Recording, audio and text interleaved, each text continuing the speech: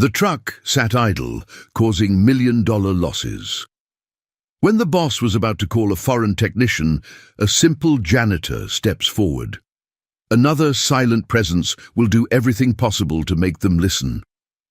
Margaret Sanders, 67 years old with the weight of the world on her shoulders, pushes the rubber mop across the cracked concrete, spreading dirty water that evaporates before it even reaches the drain. The heat of Interstate 40 turns everything into a shimmering mirage, and in the center of that hell of red dust and diesel oil smell, a blue Peterbilt 579 shines like an abandoned jewel. 8 days idle, $47,000 in losses per day, a monument to mechanical defeat that no one could decipher. Margaret stops scrubbing the floor when she hears the shout. Mr. Morrison, owner of Morrison Transport, yells into the phone with a voice choked by desperation. "I don't care if he's in Detroit. Pay whatever it takes. This truck is breaking me, man. Breaking me." The old janitor looks at the Peterbilt. Her deep, tired eyes, like dry wells, gain a strange brightness. She tilts her head, listens. In the middle of the highway noise, the rumble of other trucks, the hot wind of the Tennessee countryside, she hears something no one else hears. Tick, tick, tick, a mechanical whisper, a groan of pain from the engine's guts. Hey, if you're enjoying this story, don't forget to subscribe to Underrated Mechanics and hit that like button. We bring you incredible stories of unsung heroes in the world of mechanics. Drop a comment below telling us where you're watching from. Robert Harrison is sitting in the thin shade of a mesquite tree, leaning against the peeling wall of the shop. Unshaven, faded plaid shirt, worn caterpillar cap pulled down to his eyebrows. He looks like just another unlucky trucker, waiting for the miracle to happen. But his eyes don't lie. He observes everything, each movement, each word, each gesture of contempt or compassion.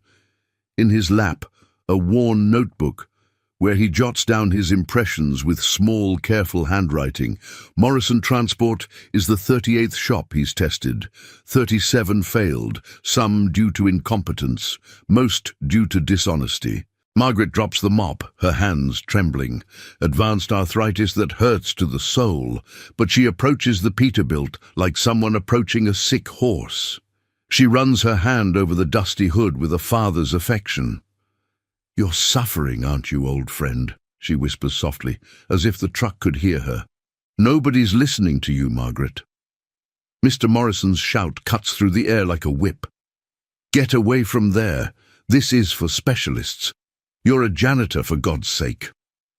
Morrison comes walking fast, the phone still glued to his ear, his sweaty forehead gleaming in the sun.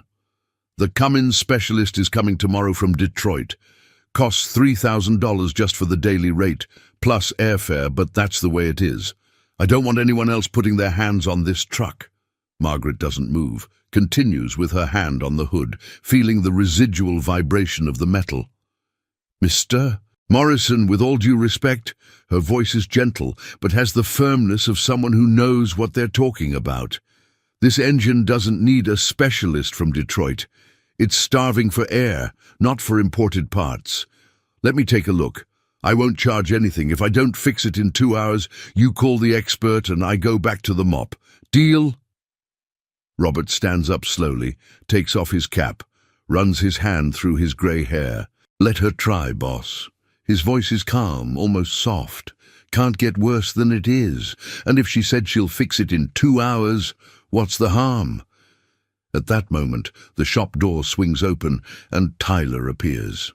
28 years old, Monster Energy cap, tank top showing the muscles he works on at the gym 3 times a week, and a disdainful smile on his face. Tyler is Mr. Morrison's nephew. He took a diesel mechanics course in Nashville, has a Bosch certificate on the wall, and thinks he's king of the hill. More importantly, he was the one who tried to fix the Peterbilt for 6 days straight and failed miserably. Margaret's presence near the truck is a public humiliation he won't tolerate. "Oh, now the janitor became a mechanic." Tyler laughs out loud, throwing his head back. Let me see your trade school card, Margaret. Oh, that's right. You only have a social security card. And I doubt that's even still valid. He approaches, crossing his arms, blocking the path between Margaret and the Peterbilt. Uncle, with all due respect, but this is for professionals. You already called the specialist. Let the old lady do what she knows. Clean floors. Margaret takes a deep breath. There's no anger in her eyes, just a quiet dignity that comes from deep inside, from the place where humiliation doesn't reach. I don't have a card anymore, son. She speaks slowly, each word heavy as lead, but I never lost respect for engines. And if there's one thing I learned in 40 years in this profession, it's that engines don't care about diplomas. Engines care about who knows how to listen. Tyler takes a step forward, threatening. Listen, you can barely hold a wrench with those shaking hands. He points to Margaret's crooked fingers, deformed by arthritis. Listen to what? This is modern mechanics. It has computers, scanners, electronic diagnostics. It's not the time for guesswork and ear to the engine anymore. Mr. Morrison looks at his watch, at the phone, at the Peterbilt, at the sky, as if asking for divine guidance. Desperation wins over reason. 2 hours, Margaret. He raises 2 trembling fingers. That's it. If you don't fix it, you go back to the mop and never touch an engine here again. Deal? Deal, boss. Margaret walks to the truck. Her hands tremble when she opens the old toolbox she brought from the boarding house. The only thing left from the time when she had a shop, had a house, had a husband, had a future. The tools are old but impeccably clean, organized with the care of someone who takes care of sacred relics. She picks up a Phillips screwdriver, but it slips from her crooked fingers and falls to the ground with a metallic clink that sounds like a death sentence. Tyler guffaws. Too much for you? The old lady can't even hold the tool. Margaret bends down slowly, picks up the wrench, cleans it on her grimy shirt. When she stands up, her eyes meet Robert's, and there, in that silent look between 2 people that life has hurt in different ways, something impossible to translate into words passes. Robert takes a step forward. I trust her. Robert's voice cuts through the air like a blade. Let the woman work. Tyler turns to him, frowning. And who are you to have an opinion, trucker? Are you paying for the repair? No. Robert looks straight into the young man's eyes, and there's something in that look that makes Tyler take a step back without knowing why. But I'm betting my trust on her character, and that's worth more than any diploma you have on the wall. If you haven't subscribed yet to Underrated Mechanics, do it now. We need your support to keep bringing these amazing stories. And like this video if Margaret's courage is inspiring you. Margaret climbs onto the platform next to the engine. Her hands may tremble, but when she places her fingers on the hot metal, they move with surgical precision. She closes her eyes, takes a deep breath, and whispers something that sounds like a prayer. A machine in a hurry doesn't get anywhere. It's a mantra, a prayer, a memory from a time when she still had everything to lose and didn't know it. Robert jots down in his notebook, mantra about patience, knows something others forgot. Margaret dives into the engine while the sun continues to fall like punishment, and Tyler stands there with arms crossed, waiting for the moment when the old woman will fail and he'll be able to laugh in her face until the end of time. But something in the air has changed, as if the blue Peterbilt itself is holding its breath, waiting for the right hands to finally touch the wound that no one could find. Margaret's hands plunge into the guts of the Peterbilt, like someone looking for the soul of a sick old friend. She disconnects hoses, examines connections, runs her crooked fingers over every inch of metal with a delicacy that brutally contrasts with the rawness of the environment. Tyler is sitting on a wooden stool in the shade, messing with his phone, letting out little laughs of contempt whenever Margaret stops to rest her aching hands. Robert observes everything from his strategic position, noting every detail, every gesture, every unspoken word, Margaret finds the map sensor, disconnects the terminals, examines it against the light. It's dirty, covered by a crust of burnt oil residue, but it's not broken. She takes a clean cloth from her pocket. She always carries a clean cloth, even being a janitor, as if refusing to completely accept her fall, and begins to clean the sensor with gentle, circular movements. While she works, her mind drifts away from that hellish yard in Memphis and travels 30 years back in time. 30 years ago. Sanders and Daughter Auto Repair on Poplar Avenue downtown. It wasn't big, but it was hers. 3 bays, tools bought with sweat, a new sign gleaming in the sun. And it had the most important thing, her daughter Emily, 19 years old, in a blue coverall just like her mother's, learning the trade as Margaret had learned from her own father. The Sanders lineage. 3 generations of mechanics who knew how to listen to engines. That Saturday afternoon, Emily was working on a Ford F650, delivery truck for a bakery, engine running strange, customer complaining about power loss. Emily was in a hurry, had a date with her boyfriend at 7, wanted to finish the job quickly. Margaret was in the other bay, but she heard everything. She heard her daughter working too fast, skipping steps, trusting the manual instead of trusting her ear. "Emily," Margaret had called, wiping her hands on a rag, "come here for a moment." "In a bit, Mum. I'm almost done." "Now, honey." Emily had come impatiently, sweat running down her forehead. Margaret pointed to the F650. "What's that noise?" "What noise?" "That tick, tick, tick at idle. You hear it?" Emily paid attention, frowning. "I don't hear anything wrong, Mum. It's just an old engine." Margaret had put her hand on her daughter's shoulder.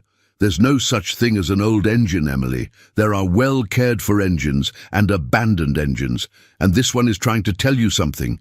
If you don't listen now, it'll scream later, and when an engine screams, someone gets hurt.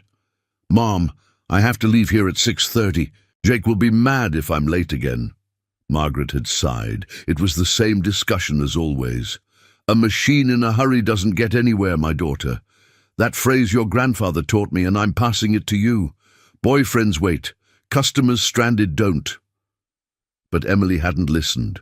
She had finished the job rushing, returned the truck to the customer, washed her hands, and left in her Honda Civic before 6:30, waving to her mother through the window. Margaret had stayed there alone in the shop, with that tightness in her chest that mothers feel when they know their child will learn the hard way. 2 days later, Monday morning, the shop phone had rung. It was the bakery owner.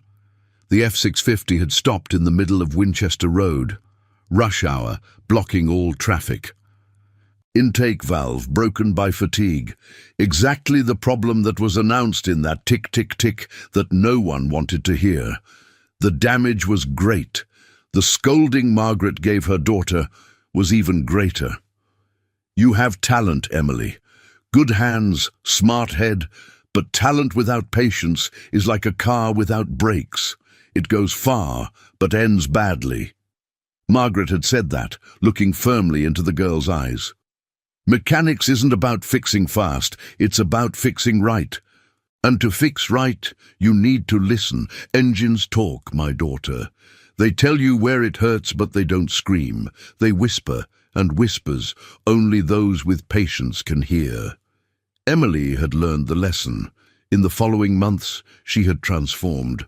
Less hurry, more attention. She began to understand that mechanics wasn't an exact science written in manuals, but an intuitive art written in the rumble, in the smell, in the vibration of each engine. Mother and daughter had become true partners, working in perfect sync, as if they were 2 hands of the same body. And then came that Friday in April, Emily returning from her boyfriend's house in her Honda Civic. Light rain, slippery asphalt on Highway 64. A car ran a red light. Emily swerved, lost control, hit her head on the curb, died before the ambulance arrived. She had just turned 19. Margaret was never the same. She continued running the shop because she needed to eat, because bills don't stop when hearts break, but the spark had gone out. Every engine she fixed was a conversation with her dead daughter. Every satisfied customer was an empty victory. Her husband, David, withered from silent sadness. In 2 years, he was hospitalized with deep depression. In 3, he was in the cemetery next to their daughter. Margaret had sold everything to pay for hospital and funeral. The shop went to the bank when she couldn't pay the loan she had taken to buy new equipment. The house went along with it. All that was left was her, the old tools, and 40 years of knowledge that suddenly weren't worth anything because her hands had started to tremble. Arthritis diagnosed at 64, fired from the last shop where she worked at 65, considered incapable, useless, disposable. A machine in a hurry doesn't get anywhere. She had whispered those words at her daughter's funeral, looking at the closed casket, and had sworn there before God and men that she would never forget that lesson again, even if it cost everything, even if it meant dying alone and poor in a stinking boarding house room. Don't forget to comment below where you're watching from. We love hearing from our underrated mechanics community around the world. Back to the present, Margaret finishes cleaning the map sensor, but when she goes to reconnect it, her hand trembles violently and the sensor slips, falling inside the engine compartment in an almost inaccessible place between the block and the frame. Tyler explodes in laughter. "Look at that, Uncle!" The specialist dropped the part. "She'll have to dismantle half the engine to get it back." He stands up, comes walking with large, aggressive steps. "Okay, the joke's over. Get out of there, old lady. Let someone who understands fix it." Margaret closes her eyes, takes a deep breath. Her hands hurt as if they were on fire inside. She could give up. It would be so easy to get down from there, grab the mop, return to the safe invisibility of someone who doesn't try anything anymore. But then she hears deep in her memory her daughter's voice. "Mum, how do you always know where the problem is?" And she had answered, "Because I don't just use my hands, Emily. I use my heart. And hearts don't tremble." Margaret opens her eyes, looks at her own deformed, trembling hands, useless in the eyes of any modern boss. But she knows something no one else knows. She learned from a nurse at the boarding house where she lives, an Iraqi guy named Omar, who worked 15 years in a hospital in Baghdad before fleeing the war. Omar had seen Margaret massaging her aching hands one night and had said, "Engine is like human body, old friend. Everything is vibration. Heart beats, lungs expand, blood flows. Engine has pulse too. If you know how to feel people's pulse, you know how to feel machines' pulse." And he had taught Margaret the technique. Rest the open palm of the hand on the metal. Feel not with the fingers, but with the entire palm. Let the vibration pass through the skin and tell its story. It was a technique no manual taught, that no computer could replicate. It was knowledge that came from another place, from another culture, from another way of understanding the world. Margaret rests her palm on the engine block, closes her eyes, feels. The tick is there, but now she understands. It's not the map sensor. The sensor is dirty, yes, but the real problem is earlier. It's a microfracture in the intake line. A crack so small that no human eye sees it, but big enough to suck false air, deregulate the mixture, confuse all the sensors, and make the computer point to the wrong place.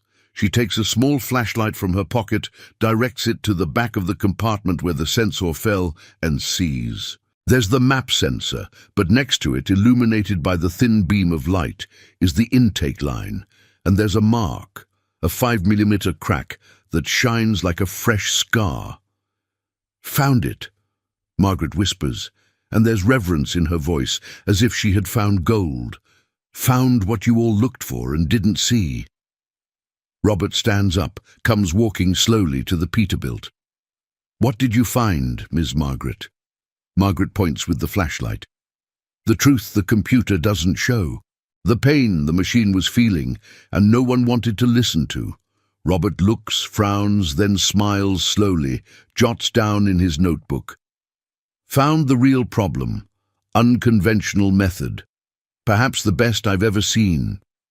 Tyler approaches, pushes Robert aside, looks where the flashlight points, stays silent for 3 long seconds, then says in a low, poisonous voice, "That's a manufacturing mark, old lady. It's not a crack. You're seeing things." But Margaret knows she's not seeing things, and Robert knows it too. The problem is that now comes the hardest part. Proving it. Margaret is kneeling on the platform next to the engine, the flashlight still pointing at the crack invisible to the eyes of those who don't want to see. The midday sun has turned into the 2 o'clock sun, even more cruel, and sweat runs down the old woman's wrinkled face like tears of effort. Tyler is beside her, arms crossed, a mocking smile frozen on his face. "Manufacturing mark, old lady," he repeats, this time louder, for the invisible audience of drivers who begin to gather around the Peterbilt, curious about the spectacle of the janitor who became a mechanic. "It's not a manufacturing mark, son." Margaret speaks without taking her eyes off the crack. It's material fatigue, microfracture from excessive vibration. Started small, opened slowly, and now it's sucking false air that deregulates the mixture and confuses all the sensors. The computer points to the turbo because that's where the symptoms lead, but the disease is here. Tyler takes a step forward, invading Margaret's personal space. "You know what I think, old lady? I think you're inventing a problem to justify having dropped the sensor. You're trying to buy time because you know you can't fix anything." He turns to his uncle. "Mr. Morrison, this is enough. The specialist arrives tomorrow. Let's stop this circus." Morrison looks at his watch, at the Peterbilt, at Margaret. Doubt is written on the man's sweaty forehead. "Margaret, are you sure about what you're saying? Because if you're wrong, this truck will get even worse." Before Margaret can respond, a sound cuts through the air. Powerful car engine, sudden braking, door slamming. Everyone turns. A shiny black Audi Q5, Michigan plates, stops in front of the yard, raising a cloud of red dust. The door opens, and a young man of no more than 25 gets out. Black jeans, white Cummins polo shirt, Ray-Ban sunglasses, aluminum briefcase in hand, and a tablet under his arm. Gelled hair, trimmed beard, expensive watch on his wrist. He walks with the natural arrogance of someone who grew up having everything and thinks merit and privilege are the same thing. "Good afternoon." He takes off his glasses with a studied movement. "Brandon Mitchell, Cummins Certified Technician Level 3. I received an urgent call from Mr." He looks at the tablet. "Morrison Silva, correct?"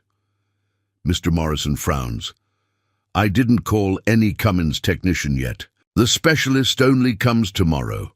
Brandon smiles. "It wasn't you who called, it was Cummins itself. Our telemetry system detected that this vehicle," he points to the blue Peterbilt, "has been idle for 8 days with critical failure in the intake system. Standard protocol. We send a technician to assess if there's negligence from the partner shop that could compromise the extended engine warranty." Tyler lights up like a Christmas tree. "Man, good thing you got here. There's a janitor here wanting to play mechanic, and she already dropped the map sensor inside the engine." Brandon looks at Margaret. Really looks as if examining a strange insect, and a smile of superiority draws on the young face. "I understand. Do you work here?" "I'm a janitor." Margaret speaks with simplicity, without shame. "Great. So I suggest you return to your duties and let qualified professionals handle this." Brandon opens the briefcase. Inside, gleaming tools, never really used. State-of-the-art electronic equipment, cables, sensors, everything organized with obsessive perfection. He takes out a diagnostic scanner that looks like it came from a science fiction movie. "I'll do a complete diagnosis. 15 minutes and we'll know exactly what's wrong." Robert, who until now was quiet in the corner observing everything, moves for the first time. "What if the problem doesn't show up on the computer?" Brandon laughs. Impossible. This scanner here has direct access to the engine CPU, reads all sensors in real time. Maps pressure, temperature, airflow, mixture, ignition, everything. If there's a problem, it finds it. What if the problem is in a place the computer can't see? Robert insists, his voice calm but firm. Brandon stops, looks at the shabby trucker with poorly disguised impatience. Friend, with all due respect, but this is a Peterbilt 579 with a Cummins ISX-15. It's not a county fair truck. It has over 200 sensors. There's no place the computer can't see. Tyler is already by Brandon's side, like a dog that found a new owner. That's what I've been saying. Mechanics today is technology, not old people's guesswork. Brandon connects the scanner to the Peterbilt's panel. The tablet screen lights up. Lines of code start rolling. Graphs appear and disappear. He frowns, adjusts parameters, presses buttons. 3 minutes of tense silence. Then he shakes his head. As I imagined, multiple failure in the turbo management system. Map sensor with irregular reading, manifold pressure out of standard, wastegate valve stuck. We'll need to replace the entire turbo assembly. Original imported part arrives in 3 days. $28,000, not including labor. Mr. Morrison turns white. $28,000? That's the price of negligence. Brandon puts away the scanner with precise gestures. If proper preventive maintenance had been done, this wouldn't have happened. Margaret, still kneeling on the platform, speaks softly but clearly. The turbo is fine. Brandon turns slowly with that smile of someone about to crush an ant. Excuse me, did you say something? I said the turbo is fine. The problem isn't the turbo, it's a crack in the intake line that's sucking false air. Brandon takes 2 steps toward Margaret. Are you Cummins certified? No. Do you have technical training in modern diesel mechanics? No. Then with all due respect, you don't have the qualifications to question my diagnosis. He turns to Mr. Morrison. Sir, I need your decision.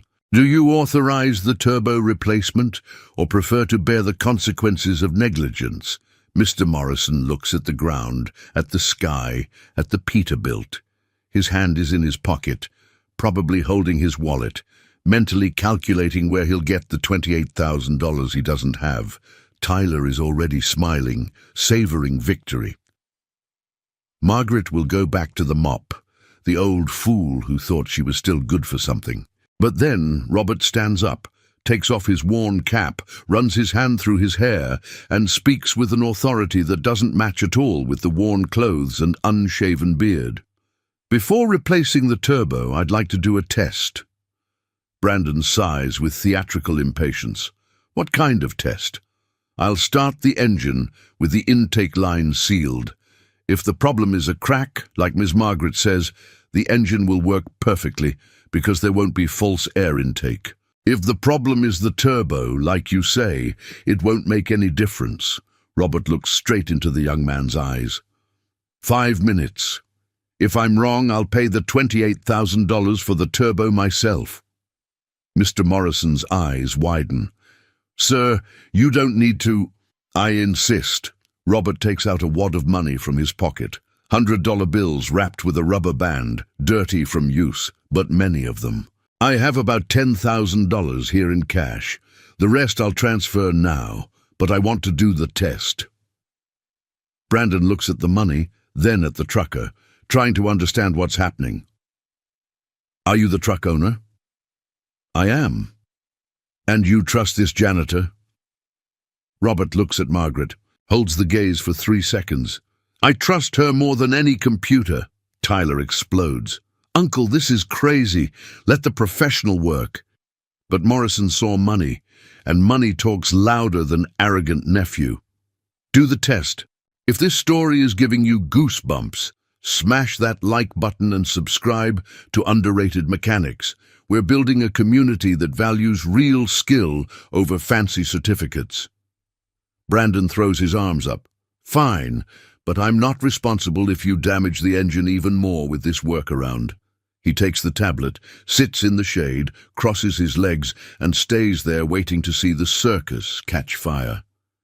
Margaret gets down from the platform slowly, legs aching, back complaining. Robert comes to her, offers his hand to help. "Do you have thread seal tape?" "I do. And a metal clamp." "I have that too." "Then let's do this right." Robert takes off his worn plaid shirt, underneath a white t-shirt. He rolls up his sleeves. "Tell me what to do." Margaret looks at that man who decided to bet on her for no reason, without knowing her, just because he saw something others didn't see. And she feels something she hasn't felt in a long time. Hope. They work together, Margaret guiding, Robert executing with firm hands what the old woman's trembling hands can no longer do. First, they recover the map sensor from where it fell. Robert has longer arms, can reach it. Margaret cleans the sensor with a jeweler's care. Then they locate the crack in the intake line. It's tiny, almost invisible, but it's there. Robert wraps the thread seal tape in 3 layers, tightens the metal clamp on top, completely isolates the fracture. Tyler is restless, pacing back and forth. Brandon messes with his phone, bored. Mr. Morrison prays softly, hands clasped, as if holding an invisible rosary. "Ready?" Margaret wipes her hands on the cloth. "Now just start it." Robert goes to the cabin, climbs up, adjusts the seat, puts the key in the ignition, looks in the rearview mirror. Margaret is standing next to the engine, one hand resting on the hood, like a mother placing her hand on her feverish child's forehead to feel the temperature. "Start it." Margaret speaks softly, but everyone hears. Robert turns the key. The engine coughs, turns, coughs again, and then silence. Tyler bursts into laughter. "I told you it doesn't work. Janitor workaround." Brandon stands up, putting away his phone with a victorious smile. "Can I do my job now?" But Margaret doesn't move. She continues with her hand on the hood, eyes closed, feeling. "Try again. But now accelerate 3 times before starting. 3 times. Robert doesn't question. Steps on the accelerator. 1, 2, 3 times. Waits 2 seconds. Turns the key.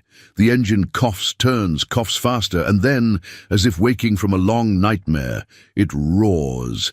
It roars clean, powerful, healthy, the most beautiful sound that ever came out of that yard. The blue Peterbilt comes to life as if it had never been sick. The rumble is perfect, no ticks, no failures, no hesitation, pure, crystalline, powerful. The silence that follows is deafening.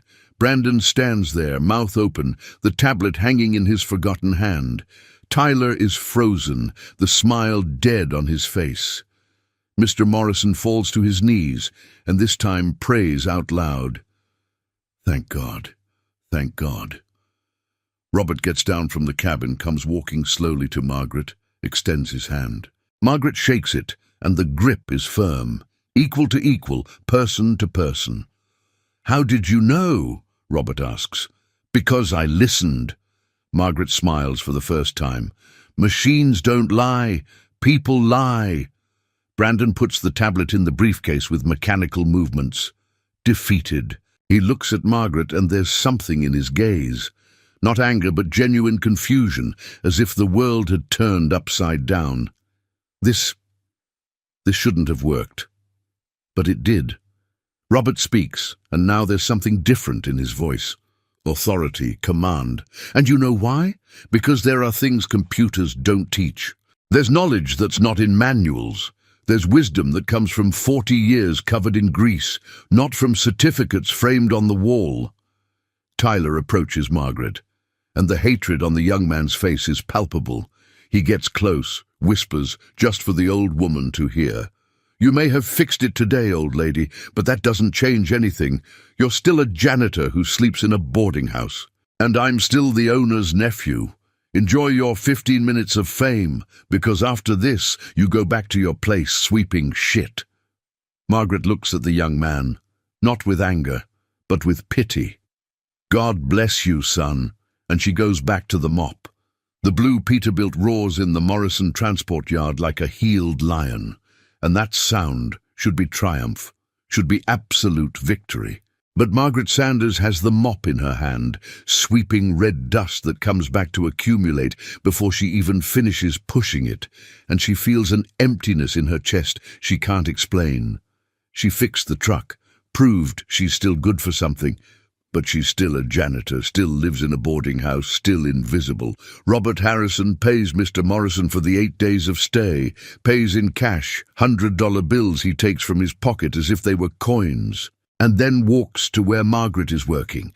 The old woman doesn't raise her eyes, continues pushing dirty water, back bent, hands hurting with each movement. "Ms. Margaret." Robert's voice is soft. "Yes, sir?" "You just saved me from a loss of over $300,000. 8 days idle, $47,000 per day, plus the cost of the turbo I won't need to replace. How can I thank you?" Margaret finally stops, looks at the man who bet on her when no one else would. "Take good care of him." She points to the Peterbilt with the mop handle. "That one's a warrior, deserves respect." "I will. You have my word." Robert extends his hand. Margaret wipes her own hand on her worn pants before shaking it.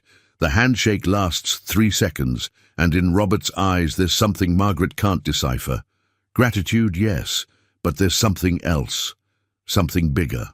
Robert climbs into the Peterbilt, starts the engine, that perfect rumble Margaret brought back to life, and leaves the yard slowly, waving through the window. Margaret waves back and stands there, alone in the middle of the empty yard, while the afternoon sun begins to yellow and the shadows grow long. Tyler appears, comes walking with measured steps, hands in pockets, stops 3 meters from Margaret. "Happy, old lady?" "I'm neither happy nor sad. I just did my work." "Your work is cleaning floors. But you can't resist, can you? You have to show off. You have to be the hero. You have to prove you're still worth something." Tyler spits on the ground. "You know what you are? You're a pathetic old woman who won't accept that her time has passed." Margaret takes a deep breath, counts to 10 in her head. Technique she learned to control anger. "If that's what you think of me, that's your problem. I know who I am." "Do you really?" Tyler takes a step forward. "Then tell me who you are. A 67-year-old janitor who sleeps in a stinking boarding house, a widow who lost everything, a mother who couldn't even save her own daughter." His voice is pure poison. "You fix engines, but you couldn't fix your own life. What kind of master is that?" Margaret feels something break inside her chest. It's not anger, it's pain. Old pain, deep pain, pain she had buried deep down, and that Tyler just unearthed with a shovel of cruelty. She drops the mop, walks to the faucet, washes her face with cold water. When she raises her head, her eyes are red, but not from anger, from sadness. "You're right." She speaks softly, her voice choked. "I couldn't save my daughter, couldn't save my husband, couldn't even save myself. But engines I know how to save, and if that's all I have left, then that's what I'll do until the day I die." She goes back to work. Tyler stays there for another minute, waiting for a reaction, waiting for a fight. But when he sees there won't be any, he turns his back and leaves laughing. The afternoon turns to night. Margaret finishes her shift, takes the empty lunchbox, the water bottle, and walks the 20 minutes to the boarding house. Dark street, burnt-out streetlight, skinny dog rummaging through garbage. The boarding house is in a 3-story building, peeling paint, cracks in the facade, smell of mold mixed with old frying oil. She climbs the creaky stairs to the 2nd floor, opens the door to room number 7. 10 feet by 10 feet, a single bed with worn sheets, a particle board wardrobe, a small table with a single burner electric stove, shared bathroom at the end of the hall. On the wall, a framed photo.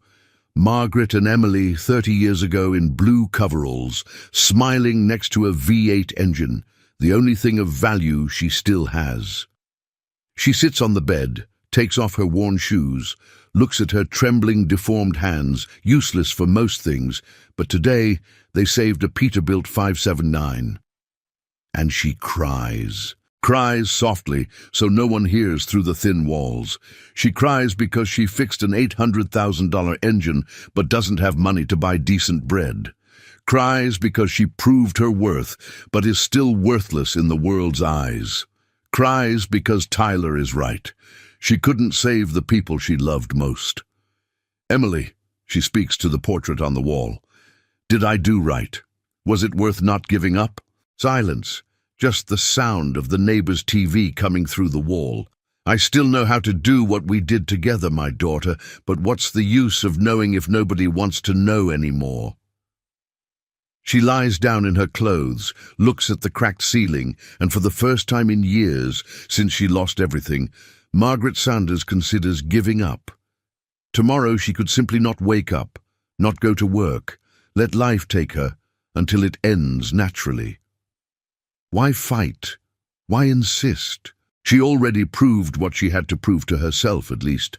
The world doesn't care. The world never cared.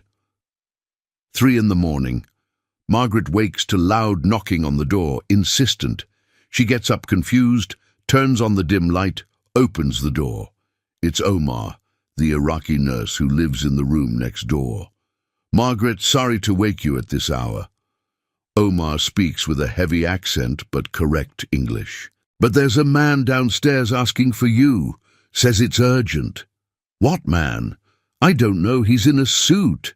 Has a black car parked on the street. Margaret puts on her shoes, goes down the stairs. At the boarding house door, under the only street light that works on the street, there's a man about 40 years old. Grey suit, leather briefcase, loosened tie. Next to him, a black Toyota Camry. Margaret Sanders. The man extends his hand. That's me. Margaret shakes without understanding anything. My name is Andrew Cooper. I'm an attorney for Harrison Logistics. Mr. Robert Harrison asked me to deliver this personally. He opens the briefcase, takes out a thick envelope, sealed. These are important documents. You can read them carefully and call me if you have questions. My card is inside. Margaret takes the envelope with trembling hands. What kind of documents? Andrew smiles. The kind that changes lives, Ms. Margaret. Good night. He gets in the car and leaves.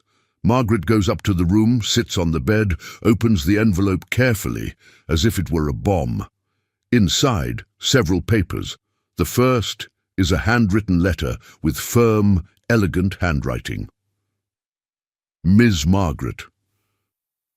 My real name is Robert Harrison, and I'm the founder of Harrison Logistics. The truck you fixed wasn't broken by accident. I had put a deliberate defect in it to test the honesty and competence of partner shops in my network. In 3 months, 37 shops failed the test. Either they didn't discover the real problem, or they tried to deceive me by charging for unnecessary services. You were the first who got it right. More importantly, you were the first who did it for love of the trade, not for money. Attached, you'll find documents for a proposal I want to make. It's not charity, it's justice. Please read carefully. I'll contact you in 48 hours. Respectfully, Robert Harrison. Margaret takes the second paper. It's a property deed. A 10,000 square foot lot on Interstate 40, mile marker 215, north exit of Memphis, strategic commercial point. The lot is registered in her name. She reads again, not believing. Yes, Margaret Sanders, social security number, ID, everything correct. The third paper is an architectural project. Margaret's Precision Mechanics, Heavy Maintenance Excellence Center. 10 equipped bays, state-of-the-art tools, air-conditioned office, training room, cafeteria, dormitory for mechanics. Everything drawn, planned, budgeted. The fourth paper is a partnership proposal. Robert would enter with capital, $890,000 for construction and complete equipment. Margaret would enter with knowledge and management. Division, 51% for Margaret, 49% for Robert, and there was a specific clause. The shop must reserve 20% of its capacity for free training of young apprentices in situations of social vulnerability, perpetuating the knowledge of intuitive mechanics. Margaret reads everything 3 times, then 4, then 5.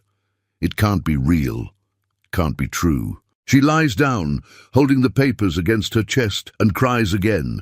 But now it's a different cry. It's not despair, it's disbelief. It's fear of believing. It's terror that it's a dream, and she'll wake up, and everything will disappear. At 5 in the morning, Omar knocks on the door again. "Margaret, are you okay? I heard you crying." Margaret opens the door, shows the papers to her friend. "Read this and tell me if I'm crazy." Omar reads once, twice, looks at Margaret with wide eyes. "My sister, are you rich?" "No." Margaret shakes her head. "Rich? No. She looks for the right word. "I'm back." Hey, if Margaret's story is touching your heart, please subscribe to Underrated Mechanics and hit that notification bell. We share stories like this every week. Like this video and comment below where you're watching from. We want to hear from you. 6 months later, Interstate 40 dawns with that orange sun of Tennessee that turns everything to gold for a few minutes before the heat becomes punishment. At mile marker 215, north exit of Memphis, where before there was only brush and dirt, now rises a 2-story building. Gleaming white walls, metal roof that shines, and a huge sign at the entrance. Margaret's Precision Mechanics, Heavy Maintenance Excellence Center. Below, in smaller letters, where machines gain souls and people gain futures.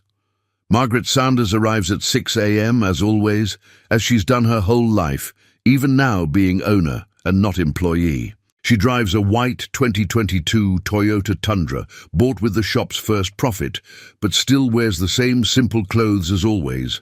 Jeans, button-up blue shirt, leather boots. Her hands still tremble. Arthritis has no cure, but now she uses special imported gloves that give firmness without taking away sensitivity. Technology serving wisdom. She parks next to 5 other cars. Her employees are already there. The shop has 10 bays and operates 24 hours, 3 8-hour shifts.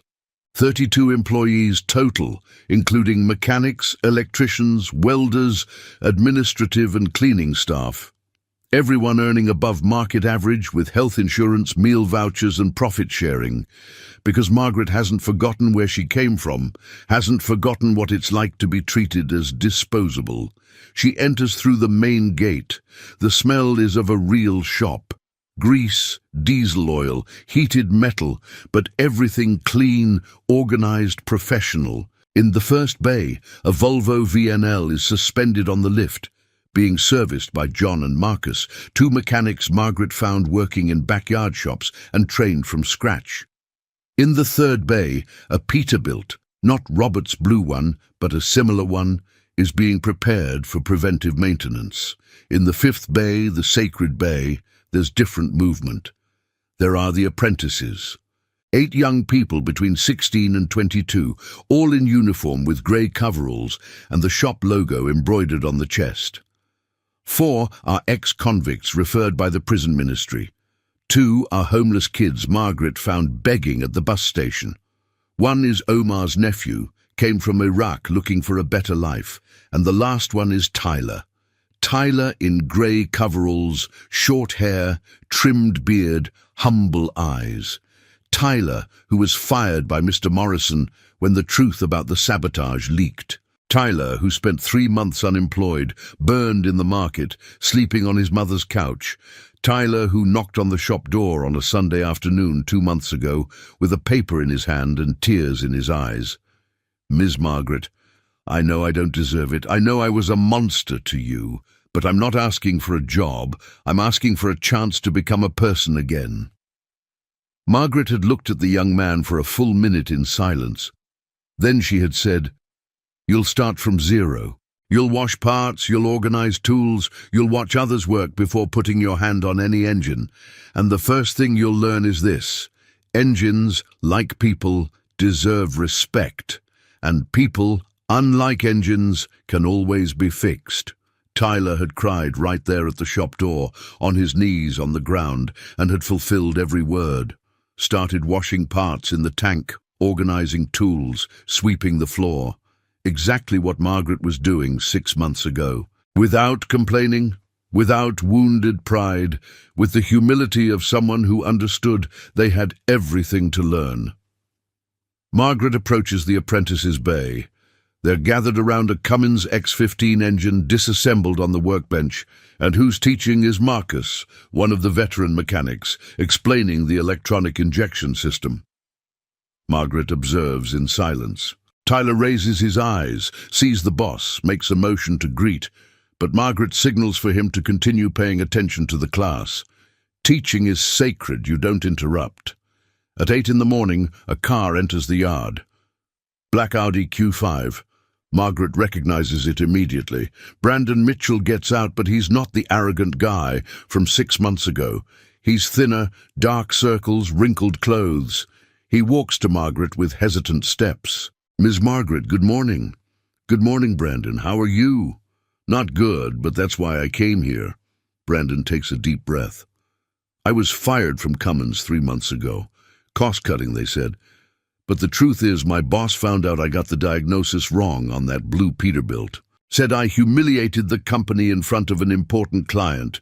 Since then, I can't get a job anywhere. Nobody wants a technician who made a $300,000 mistake." He looks at the ground. "I came to apologize for the way I treated you, for the arrogance, for the blindness. You were right. There were things my computer didn't see." Margaret puts her hand on the young man's shoulder. "Brandon, I'm going to tell you something. Mistakes are the best teacher that exists.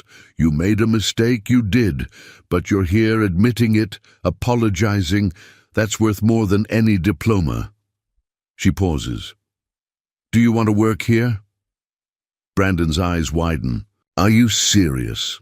"I never joke when it comes to work, but it'll be my way. You'll work with the apprentices, you'll teach what you know about electronics and computerized diagnostics, and at the same time, you'll learn what they're learning about intuitive mechanics. You have a good brain, Brandon. You just need to learn to use it together with your heart and ear, not instead of them." Brandon extends his hand, but Margaret opens her arms and hugs the young man. Brandon cries on the shoulder of the old woman he humiliated 6 months ago. At 10 o'clock, another car arrives. Not a car, a truck, blue Peterbilt 579, Tennessee plates. Robert Harrison gets out of the cabin, now without disguise. Navy blue suit, tie, Italian leather shoes. He brings a briefcase. Margaret goes to meet him. The two hug like siblings. "Robert, didn't know you were coming today." "Surprise!" Robert smiles. "I brought something for you." He opens the briefcase. Inside, a thick contract. Harrison Logistics has 480 trucks running in 12 states. Starting today, all of them will be maintained exclusively by Margaret's shop. 5-year contract, renewable, $22 million in preventive and corrective maintenance. Margaret is speechless. $22 million. She can barely process the number. But there's a condition. Robert closes the briefcase. "You'll train mechanics to open shop branches in Charlotte, Atlanta, Birmingham, and Jacksonville. Franchises with your name, your method, your philosophy. I want in 5 years there to be 20 Margaret shops spread across the South. I want your way of seeing mechanics to become the standard, not the exception." Margaret looks around, at the functioning bays, at the apprentices learning, at Tyler fixing his own life, at Brandon getting a second chance, at the sign at the entrance that has her name, the name that was once synonymous with failure and is now synonymous with excellence. "Robert." She speaks slowly, emotional. "Why did you do all this?" "I just fixed a truck." "No." Robert shakes his head. "You did much more than that. That day, when everyone doubted you, when everyone humiliated you, you stayed firm. You chose to do the right thing without expecting a reward. You even protected Tyler, even knowing he had sabotaged the truck. You showed me there are still good people in the world, and if there are, it's worth investing in them. He points to the apprentices. Those kids there will become masters, and they'll teach others. And those others will teach more others. You're not just fixing engines, Margaret. You're fixing the future. Before we finish, please subscribe to Underrated Mechanics if you haven't already. Hit that like button and comment where you're watching from. Stories like Margaret's deserve to be shared with the world. That night, Margaret returns to the apartment she bought in downtown Memphis. 2 bedrooms, spacious living room, equipped kitchen. Simple but dignified. On the living room wall, framed with care, the portrait of her and Emily next to the V8 engine. And next to that portrait, another, the first official photo of Margaret's Precision Mechanics, with all employees and apprentices in front of the sign. She sits on the couch, looks at both portraits. Emily, she speaks to her daughter, who died so many years ago. I think we made it, my daughter. Not the way we dreamed, but the way God wanted. And it's good like this. It's really good. She sleeps smiling for the first time in 30 years, and dreams of engines singing, of young people learning, of kindness multiplying like good seed in fertile soil. Because that's the truth Margaret Sanders learned. Machines don't lie. People lie. But when you find honest people who still know how to listen, miracles happen. And sometimes the person sweeping the floor knows more than the one holding the diploma. And just don't forget to subscribe to Underrated Mechanics, like this video, and comment below where you're watching from. We want to build a community that celebrates real talent and overlooked heroes. See you in the next story.